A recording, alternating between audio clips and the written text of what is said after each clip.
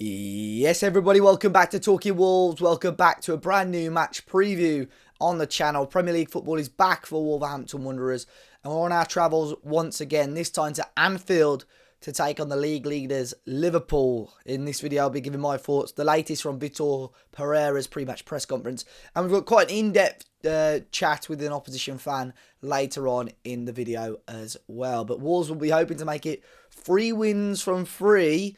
Of course, we've got back-to-back wins. The win against Aston Villa, which was our last Premier League game a couple of Saturdays ago. And, of course, the win against Blackburn Rovers in the FA Cup last Sunday. So we've had a week's rest, and hopefully we'll see Wolves 100% against Liverpool. A Liverpool team who have been very, very good this season. But over the last week or so, maybe have looked a little bit fragile. They've got quite a big fixture list coming up as well. But, I mean, there's no denying they've been the best team in the country right now. They obviously top the Champions League league table as well. So they have been very, very good.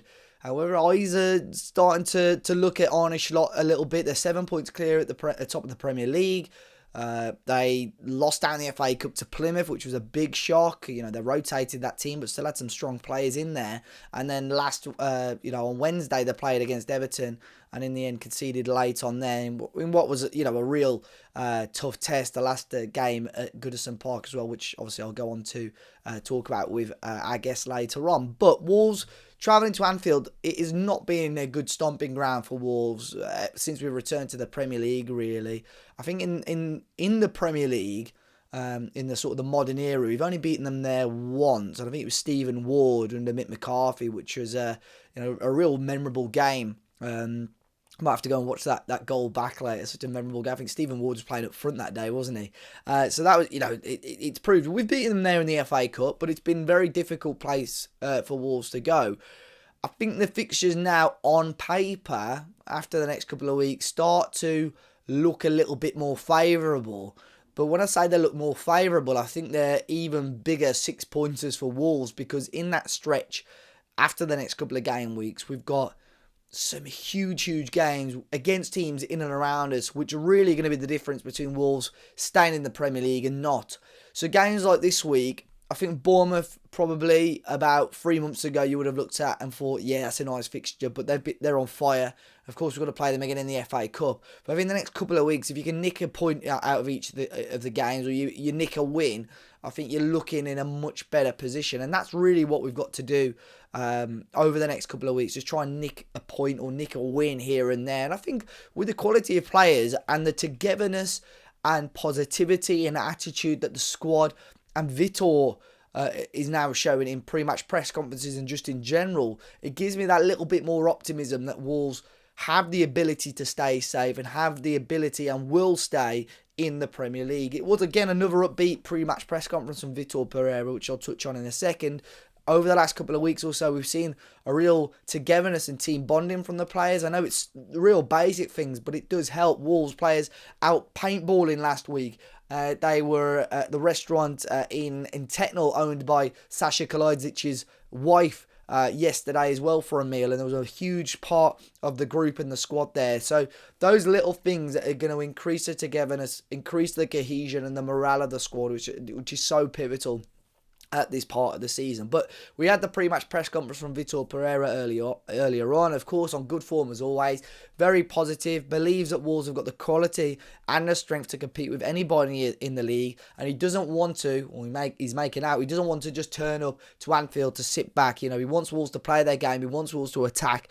And you know what, Liverpool are such a good team, they're top of the league, but I still think they've got a couple of clangers in them, and there's moments where they can just fall asleep, and that's where Wolves have really got to take advantage, and we've got to make sure our boys at the back don't fall asleep. We've seen a real improvement in the back line ever since Agbadu's come in. Obviously, he's sort of grown into the squad and quickly becoming a fan's favourite. Gully did a video on him and his impact earlier on this week, if you want to go and catch that one. But with Totti as well, they've started to build over the last couple of weeks a real strong partnership, and this is a real big test for them against, Mohamed Salah, who's one of the most informed and probably the best players players in the world right now. It's going to be a real test for them too. And of course, Ryan Ait-Nouri on the left-hand side, you would assume will start as well. In terms of team news and injury news, it looks like Jorgen Strand-Larsen, this game might come a little bit too soon for him. He's back in training as of today or tomorrow.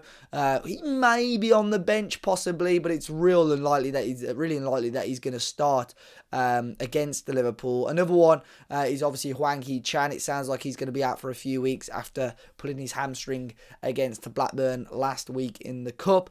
So it leads me on to my predicted lineup, and it's a predicted lineup where really I'm not too sure what to expect, really. I think the back line, I think Jose Sarr in goal, Ait-Nouri and Semedo wing backs, Agbadu, Totti, probably Doherty at right centre back. I think Santi Bueno really struggled there. Nasser Giga might come straight in.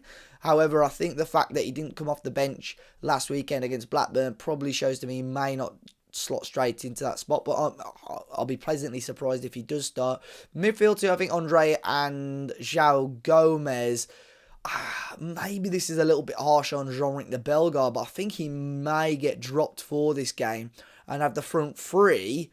Interesting, this one, and maybe controversial. I'll go. No.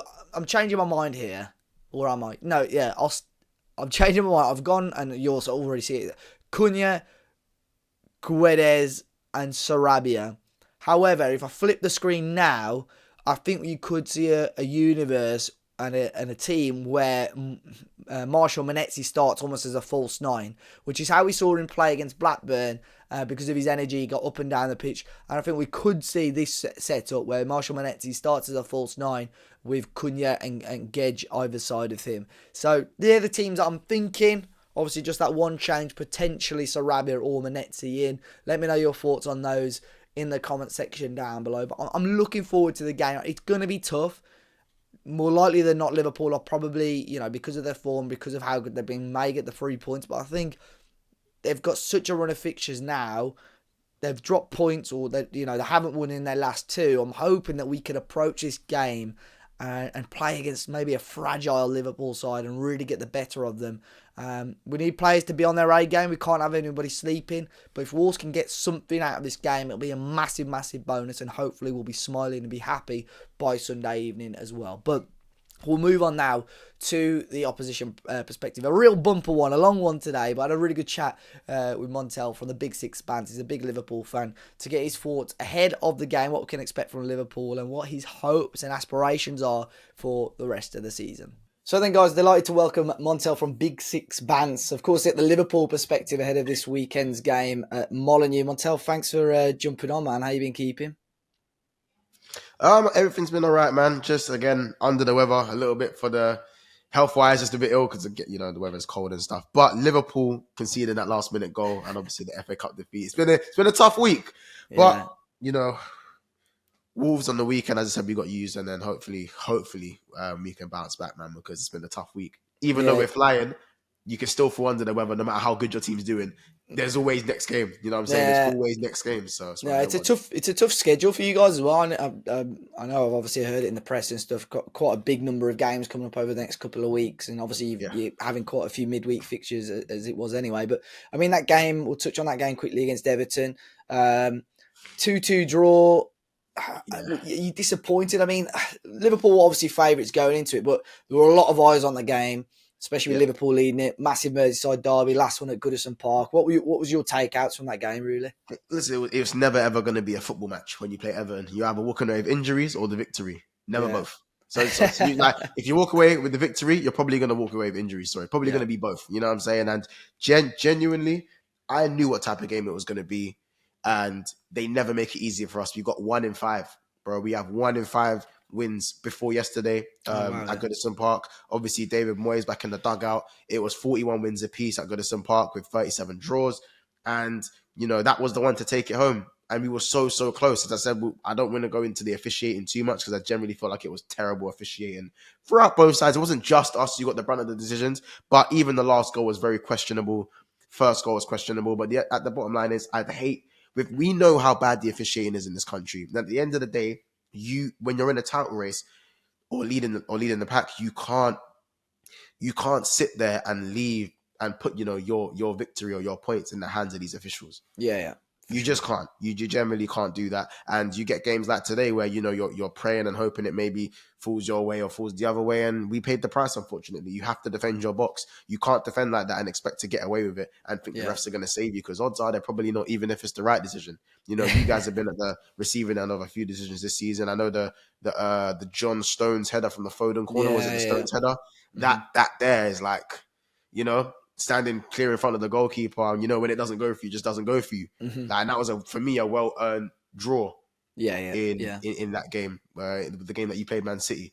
So it's just one of those ones. The officials, it's not just Liverpool that suffer from it. It's all of us, and it just happened to be us as well. But there's a lot of eyes on. It's a lot of eyes on Michael Oliver, because he obviously officiated our game against Arsenal, and he sent off Lewis Skelly. I actually thought on a lot of the replays, I thought it was a nasty tackle, but the uproar that it got. But Arsenal fans really, they were quite nasty towards Michael Oliver, like, with personal attacks after the game as well. But I mean, I don't think he's helping himself too much. I think there'll be a bit of pressure, and obviously he was in the headlines of the red cards towards the end as well. But that goal could.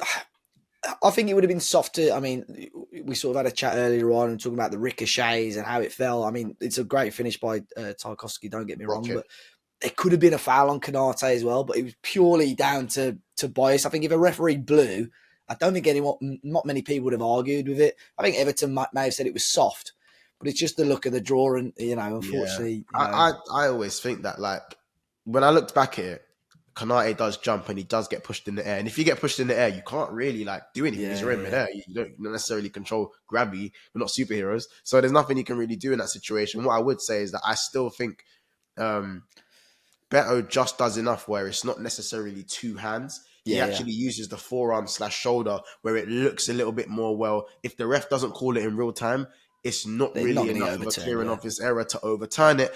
And that's why I feel like, for me, as I said, Konate should have been a little bit stronger. He does fall asleep a little bit for the first goal as well. I think he defended well throughout the game, but he is subject to a few bozo moments at times. And I think he had one at Molineux, didn't he, Konate? I can't remember. It was like he passed it. Him and Alisson just had mucked around with it a little bit, and that's how we got our equaliser, I think. Exactly. He's a top defender, but sometimes I think he still has to iron those. He has to iron those mistakes out of the game, in my opinion. And I think it's as simple as that, really. But as I said, you have to defend your box. I think the likes of Mo Salah, what more does he need to do? I know he wasn't in the game as much as a lot of fans say, he just got his GA and didn't do anything. I think Mo Salah was silently okay in the game. He didn't barely gave the ball away, popping the ball around the corner. A lot of the attacks broke down after Mo Salah's given his pass. And for me, I don't know where we'd be without him. I don't know. 22 goals, 14 assists, and we're in February. It's unreal. I saw a few Ballon d'Or shouts today for Salah, depending on obviously how you get on in different competitions. Do you think they're fair shouts? Absolutely. These type of numbers are scary. Like, this is Luis Suarez 13, 14, Mo Salah 17, 18, Thierry Henry 04, 05 numbers. That's what these type of numbers are like. To be on 14 assists at this point in the season. If any other winger if the season ended today and a winger had 14 assists and 1 goal, that is classed as a great season for a normal winger, And the fact that Salah's 32 and was expected to slow down and is only sped up, man, Buzz Cut Mo. We call it Buzz Cut Mo, man. Buzz Cut Mo is just doing his thing, and there's a knack for being at the right place at the right time. It's a great ball to McAllister. It's a great header, but even the second goal, to kind of kill... The ball comes at him quite quickly. He has to kill it with his weaker foot and finish it with his weaker foot. Yeah. So I don't like the way people sort of diminish. I've never seen a player be diminished because he scores so many goals. I think it's crazy to me. So, do you think he stays beyond this season, or do you think it's unlikely? If I'm honest, I couldn't tell you, man. I think Verge and Salah are likely to stay, but I feel like the club is they're messing around a little bit for me, and I feel like players have pride. Have pride, but I know Salah is also in the best. I mean this in the nicest way possible. He is the most positive narcissist I've seen play for my team. He will he will assist him. He'll get on the end of his own pass if he could, and get the goal and the assist. Mm-hmm. He wants to break records. So for me, I feel like he's going to be more inclined to stay because he's so close to those. I think he's really close to the all-time top 5 scorers. He's a few goals. He should break into the top 5, I think, maybe by the end of the season. I can double check how far he is off in general, but I know he's not very far. In the all-time stats, he's Right now he's sixth, and he's 5 goals off of Aguero, Yeah, that was it. and That's he's mad eight behind goals, eight Aguero. goals off of Andy Cole. Eight Yeah, goals off of Andy Cole. that's mad.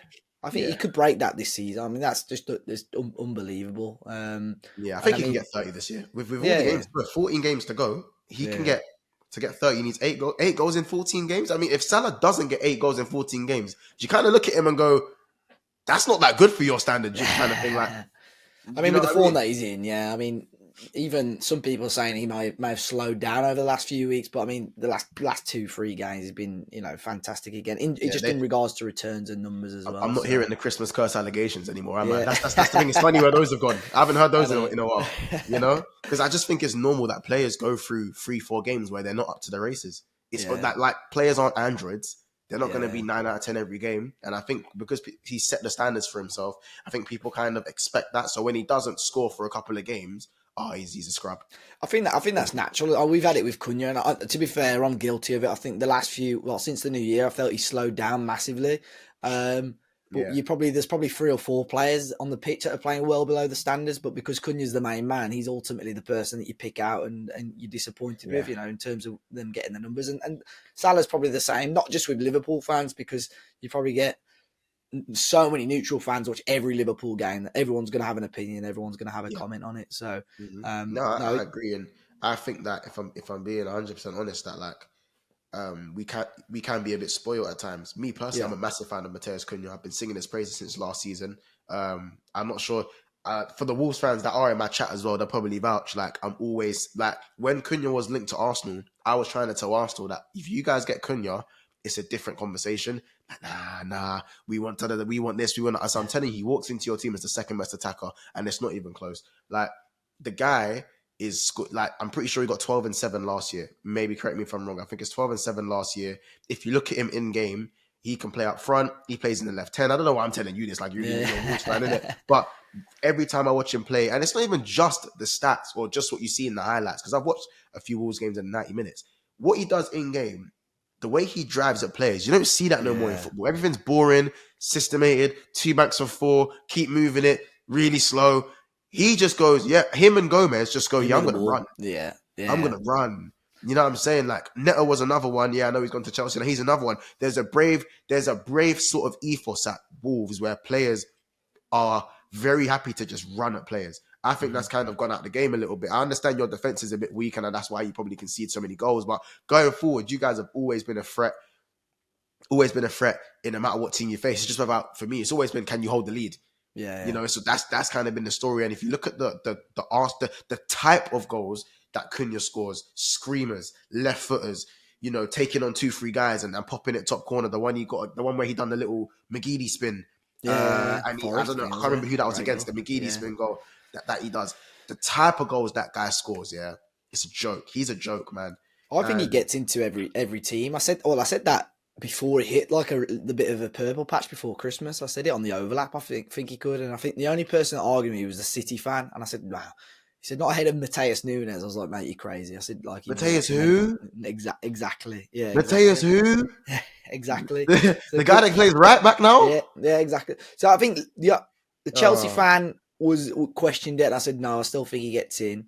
And Liverpool yeah. was maybe the only one, but I still think he has a place in your squad, definitely, and he would be an option for sure.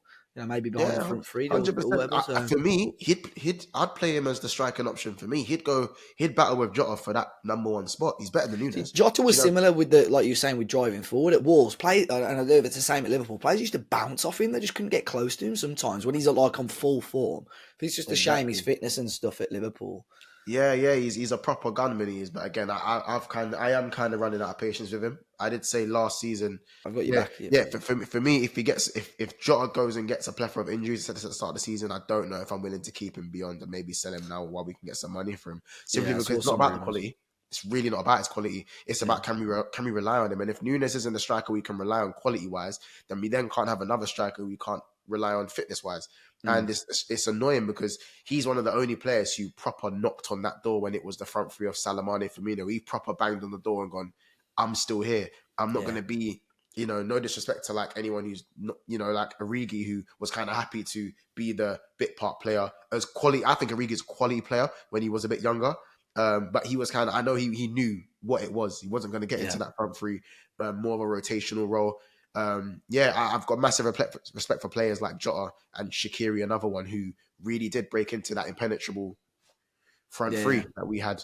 And yeah, man, it's just, as I said, I think teams are going to probably be looking at Gomez and Cunha. I know he's signed. Has he signed the new contract? He He signed it signed now, the hasn't new deal, but it has got a release clause in it, so I think that will get he? Yeah. activated for sure in the summer. So I think Wolves fans are expecting him to go. So We'll see. I think I'd love to have Cunha at my team. As I said, I he's can't. 65 mil around the release clause.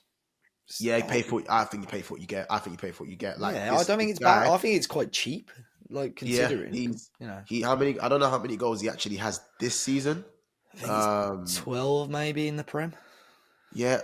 Again, that About and 4 assists this is, maybe. and for me, you guys have gone for a manager change. You know, I feel like it's 11 goals and 4 assists in 23. Like, That's come it. on, man. Like, Yeah. you know, there's if I tell you the amount of guys, they scored more goals than a lot of guys. Than a lot of guys in the Premier League this season. And to go like he scored more goals than Watkins, Jackson, Jimenez, Diaz, Gakpo, you know, Foden, Iwobi, Johnson. I think if you look Like, for the last 2 seasons, combined goals and assists, and big chances created and stuff, he's amongst the he's right big up there. boys. Yeah. He's right up there, and he's got the flair. He's got the. Is he getting call ups for Brazil as well? Is he getting call ups for Brazil?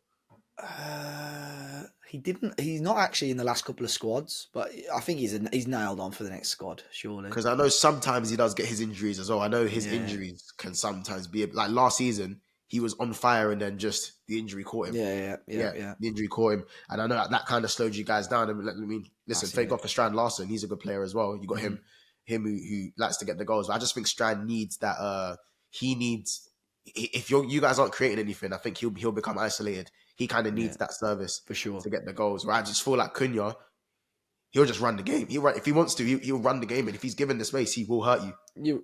You're right. I think the last, well, you know, he's against Blackburn. I mean, you expect him to. He was a star, and I think if Cunha plays well, ultimately Wolves play well, and if Cunha's not on his A game, Wolves do tend to struggle. To be honest, so he's a massive part of why at the moment we're just outside the relegation zone. And I think Wolves fans, hopefully by the end of the season, we just can be very, very glad we kept hold of him, because I have no doubt games like this on Sunday are a big one for him, because he's been a little bit hit and miss, but sometimes in those big games, he knows there's a lot of eyes on him. This is when he stands out and he really grabs the game by the scruff of the neck. And I'm hoping at Anfield, not necessarily a fragile Liverpool team, because I think you ignore this week, your form's still been just fantastic, you know, in the Champions League. And I don't know, going into this game, are there any sort of fitness concerns? I mean, obviously Curtis Jones is suspended now, but, you know, the back four, you know, is there a chance of rotation, do you think, going into this game?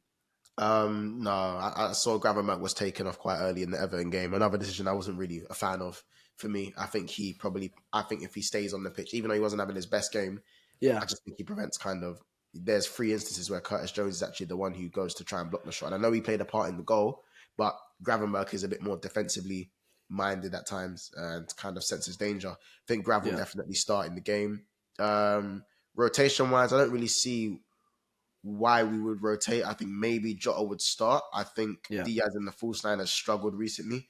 Gakpo hasn't had. He's kind of dipped a little bit the last 2 games as well. So I just think with Liverpool, anytime we get like a 10-day break, we just come back rubbish. Yeah, like we really struggle when we. Like, I think generally we're at our best when we're playing every 3-4 days, and the guys just can't wait to get back on the pitch because we keep winning. That is when we're at our best. International breaks is when I fear the most, that you kind of lose that momentum, you know. But I don't think there's going to be a chance of rotation. We can't afford to rotate. We've got 2 tough away games in the Etihad and Villa Park, right after Wolves at Anfield. So I feel like this is a must win. 7 points. A lot of people are kind of looking at it. I'm still a little bit, 7 points. Have we left the door open a little bit?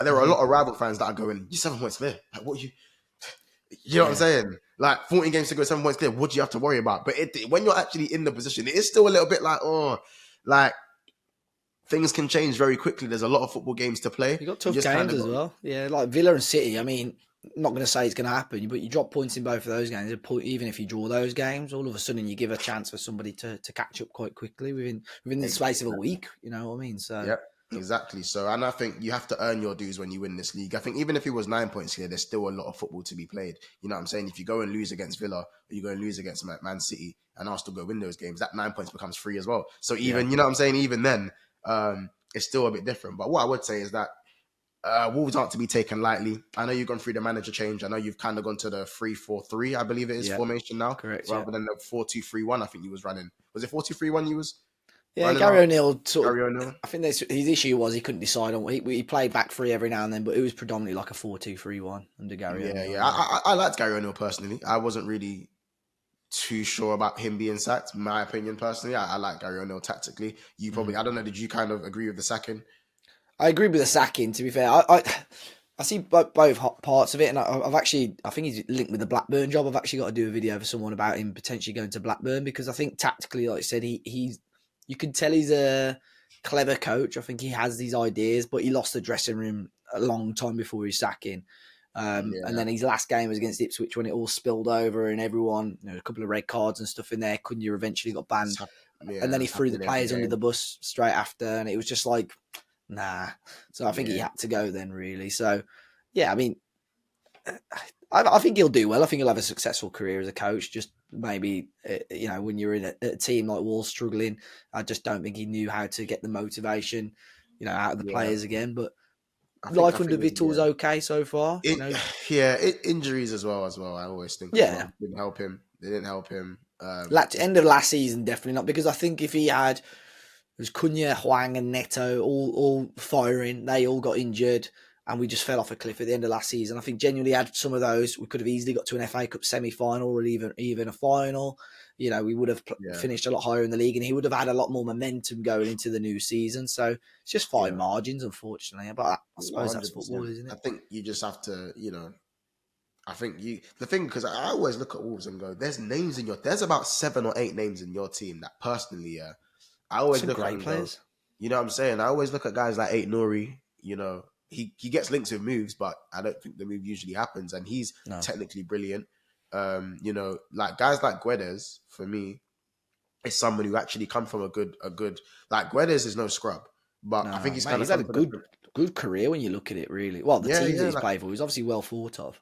I don't know how old he is now, so I don't know if he's like at the latter 28 end of it. maybe, something like that. Yeah, like guys like Guedes, and like, again beating Villa, your 2-0 win at Oh Villa yeah, and stuff like that. Like yeah, you guys are capable of these type of results where everything kind of clicks. yeah, But I just feel like you guys do tend to like those bozo moments, man. I think it just happens too often for the team. for I sure. remember your game against Palace. Yeah, That was a frustrating watch. I watched that game. we got Quite back like 1-0 down, 2-1 up, and then threw it away just after the evening game, yeah, wasn't it, on the like Saturday? Yeah, that game for me was a frustrating watch. I'm yeah, thinking because I do like Wolves, got a soft spot for Wolves. Apart from obviously when we play them, yeah, and it's like I feel like there's so much talent in your team. I look at certain other squads and I go, I'm only really counting 2, 3 guys where I can go, yeah, you got my yeah, rating.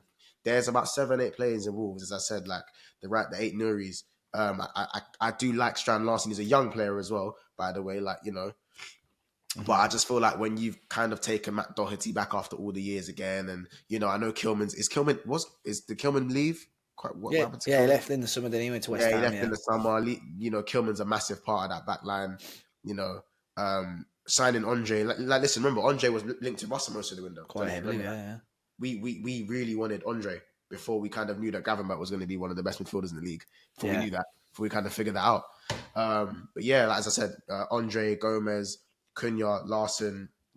All these guys. You've got some players that can really, really hurt teams, and I don't really think going down. I don't think you do go down. Me personally, I know it's probably easier said than done from where I'm sitting in the table. I don't really think you guys go down. I think there's too much of a gap in quality with your players. I wouldn't put your squad anywhere near the likes of Leicester.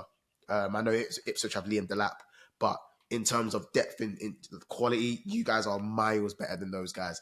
I just think yeah. that the season started so bad. Like it was so bad at the start of the season for you guys. It's kind of just clawing it back. I mean, look at Everton, new manager. They got their new manager bounce, and they're kind of safe on that 27-point mark. Yeah. You know? That's what we need now. I think, like, I agree with what you said. I think quality wise we're better for sure than the current bottom three.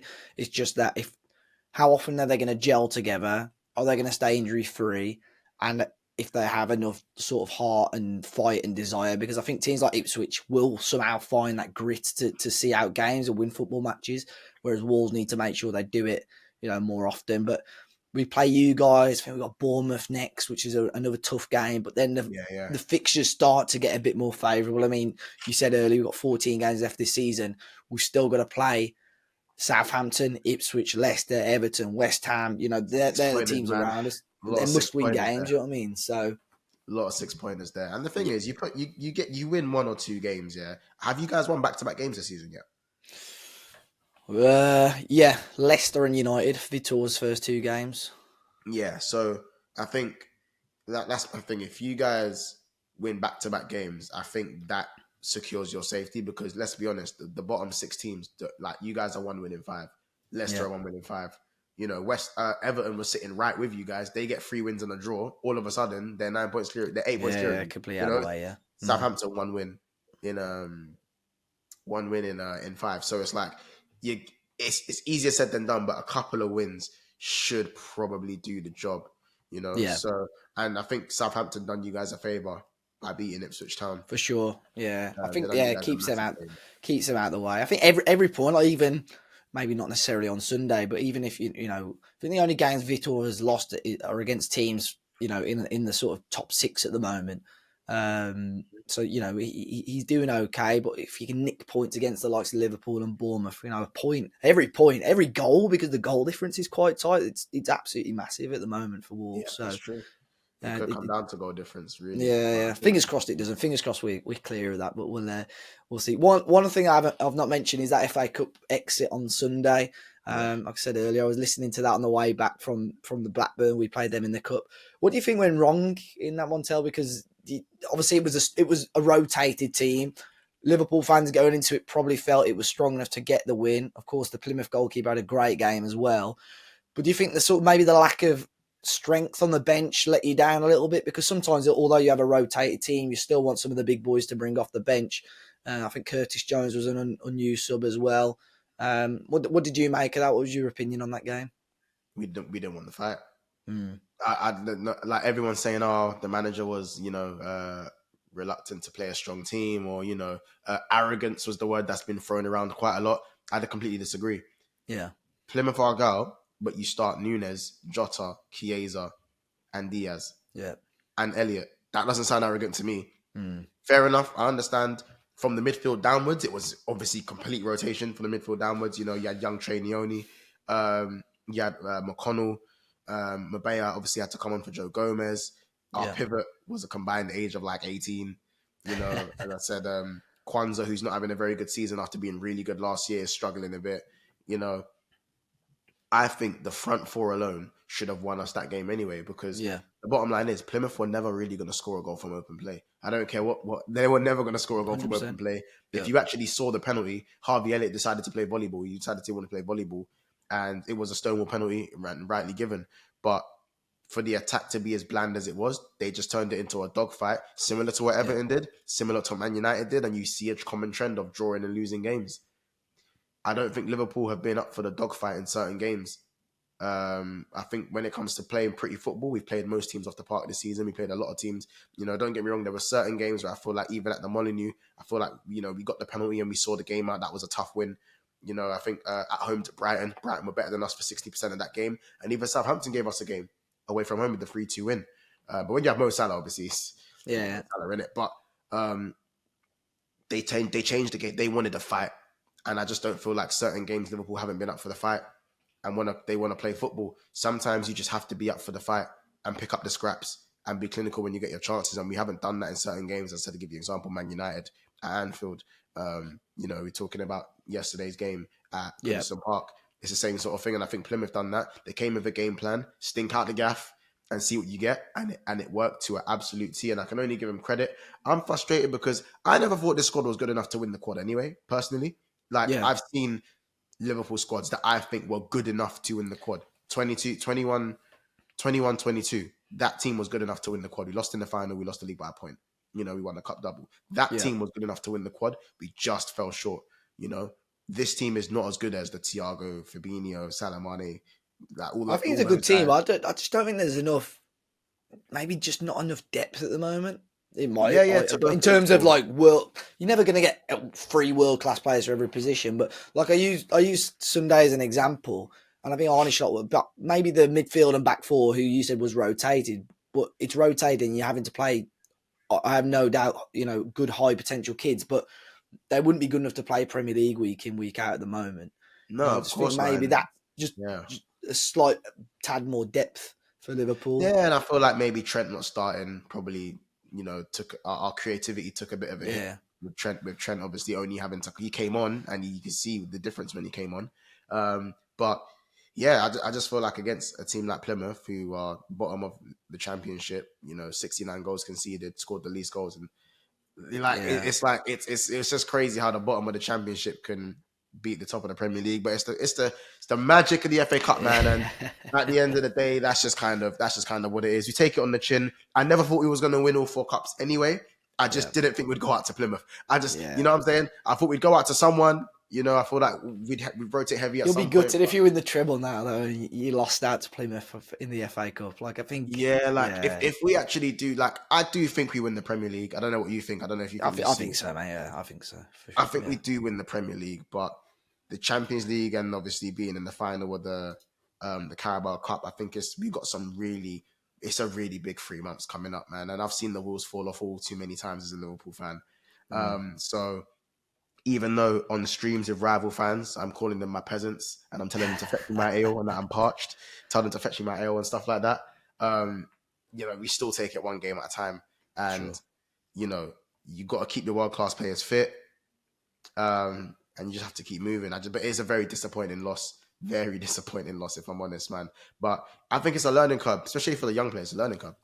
Yeah, I mean, Champions League, you've had a very positive year. Obviously, we're going to the Yeah. knockouts soon. But Uh-huh. if I had to before we finish, a heart and head prediction from you in regards to what Liverpool win at the end of the season, I think. I mean, you got 3 trophies left to play for. I think you win the Premier League, and I would back you to win the Carabao Cup. Champions League is there's so It's much such quality in the Champions League. It costs two legs. such a lottery in the Champions League as well in terms of who Yeah. you draw. I think we've been given a nice Who have you got in bracket, the Champions League? so it can be. I think it's Benfica, PSG, and 2 teams that are much worse than them. I don't remember the other 2 teams, but it's out of 4. But PSG and Benfica are the 2 stronger teams out of the 4 teams. Yeah. I do think we are capable of beating all 4 teams.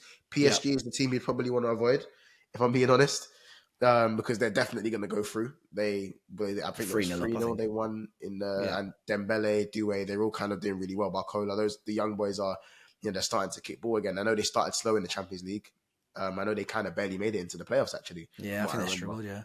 Yeah, but they've kind of found their feet now. It's kind of starting to click for them, even though, Moani's left. And, I don't know, it's just they found their feet and they've been signing a player like Kvaratskhelia. For me, you see the goal I've we been scored playing the a lot other on the day. bench on Tuesday, he was. I've been playing a Yeah, lot on the bench, it's crazy. if you see the goal we scored, the guy's still sliding to this day. I'll tell you that. He's still sliding off the pitch to this day. And we were remember we had the Ornstein thing with Kvaratskhelia and Liverpool being interested. If that happened, I would have been talking some stuff. I ain't gonna lie, I'll be talking some stuff. But yeah, man, they're a brilliant team. But if I think Premier League will win that Carabao Cup final, I think we do win it. But by all means, they are gonna fight. Like, this is a different Newcastle team that lost 2 years ago to Man United. The atmosphere there with the Geordies It's is going going to to be be crazy as booming, well. and they're a much better team now than they were 2 years ago. Tonali's back. They've got that Isak in red hot form. We drew to them at Goodison Park. I do think we beat them at Anfield, but Newcastle is never an easy game, home or away. Arsenal fans will tell you that. Ain't scored a single goal against them all season. And they still got to go play them again at the Emirates. They still got to play them one more time. Arsenal. I think the Champions League, I don't think we win the Champions League. I do think we get to the semis. I think we make it to the semis. But I don't think we get over the line simply because I think the Premier League will be prioritized. If I had to choose the Premier League or the Champions League, I'm choosing the Premier League, I'll be honest. Got six of those UCLs. Not saying that obviously if we done the double, listen, man, conversations need to be had. I think at this point as well, you would probably rather take the Premier League than the Champions League, because if you bottled the Premier League and won the Champions League, I think you'd still get bantered by everyone for throwing away the current lead in the Premier Yeah, League. and it's as well. almost So like I think, if we don't know, and also if we don't win the Premier League, it's going to be Arsenal or Nottingham Forest, yeah, and that's just crazy. That's yeah. that's crazy to me. You know, I'd rather lose the final in the last minute than bottle this Premier League, because it's still bottleable. Whenever, like, 7 points is a lot, but it's a big So it's gap. Like, three don't game get me wrong. swing. If you asked me at the start of the season, game week 20, what game? Four. Game week 25? Is it 25? Yeah, coming up, 25, Yeah, game week 24, to 25. You are 7 points clear in the Prem. You taking that? I'm biting your hand off, mate. Yeah. You know what I'm saying? It's 7 points in the clear. conversation, you want to be in the title challenge at that point, and if you are, you would have taken it. Man. I think debut season for a new manager coming in after Klopp as well. He's done a very good job so far, Schlott, and I think if he can get, I think he's hand on the league for sure, but I think you've got a very good chance of winning at least a double, and I think in a debut season to win a double, that is really good going. To be fair, yeah. No, is the Liverpool fans all on side? Are they convinced of him? I'm sure some will be disappointed after Sunday, but is everyone pretty happy with how things are going with him? Over the moon, man. Over the moon. Any problems I kind of have and we kind of have as a fan base is more nitpicking, because you can only nitpick when your team's performing this well and this consistent. I kind of wanted a few additions to the back line. Joe Gomez is now injured again, but we kind of see how it affects us. Fitness-wise, you've been quite sustainable, whereas under Klopp, you've always been susceptible to more injuries. So I'm over the moon with the players. Still improvements to be made. I'd absolutely love to win our next 3 games in a row, because I feel like we keep winning 2 in a row and drawing. And don't get me wrong, other teams need to keep winning to close the gap. That's the good thing about the position we're in. Mm-hmm. They need to keep winning as well, as even if we drop points, because there's times we've dropped points and they've dropped points. So it's about it's about the swing. But Arsenal, we're struggling with injuries and stuff as well. So hopefully for your sake, drop off a little bit. I think you've got a good enough gap on everybody else, to be honest, at this point. So exactly. But I do. Yeah, I think this Premier League is something we need as a Liverpool fans. Like, we can't have been this good for this long and kind of only have one. It just doesn't kind of sit right with me. I know I love Klopp to bits, but I still think he should have won more. Yeah, so. No, definitely. To finish off then, score prediction for Sunday, what are you thinking? 2-1. I think that's a fair result. Wolves are tending to score in games, to be fair. So both teams to score. I think Liverpool probably do edge it. It's probably, you've only lost once this season, so, more times than not you are winning games. No, I appreciate you jumping on, man. It's been a really good preview. Where can people find you and your content if they wish? I'll make sure I leave a link in the description as well. Big Six Bants, just hit 15k subscribers about a week ago. So, yeah, man, over the moon of that, pushing for 20k as soon as possible. And, yeah, man, I'm also doing work in Never a Foul. I'm officially a part of Never a Foul, which is on about 30 or so. So we're just trying to push, man, trying to make things work. We're streaming every day. So you'll catch us there pretty much every day live, apart from Saturdays, because we need a break at times. Match day. Yeah, and need a break, man. Of course. Yeah, make sure you people just like and subscribe. Also, make sure over here at Fancast that they're supporting as well, man. I'm always tuning in every now and then as well. So, yeah, man. Class, man. Thank you very much for jumping on. And, apart from Sunday, mate, all the best for the rest of the season. Let's hope Liverpool grab some silverware. Cheers, man. All right. Appreciate it, man. So big thanks to Montell. Look, guys, a bumper match preview today, but hopefully you guys have enjoyed it. As always, be sure to hit the like button down below and subscribe to the channel if you haven't already. Fingers crossed it's a positive result for the Wolves on Sunday. But yeah, let me know your pre-match thoughts and score predictions in the comments section down below. Look after yourselves. Enjoy the rest of your weekend, guys, and I'll catch you on the next one.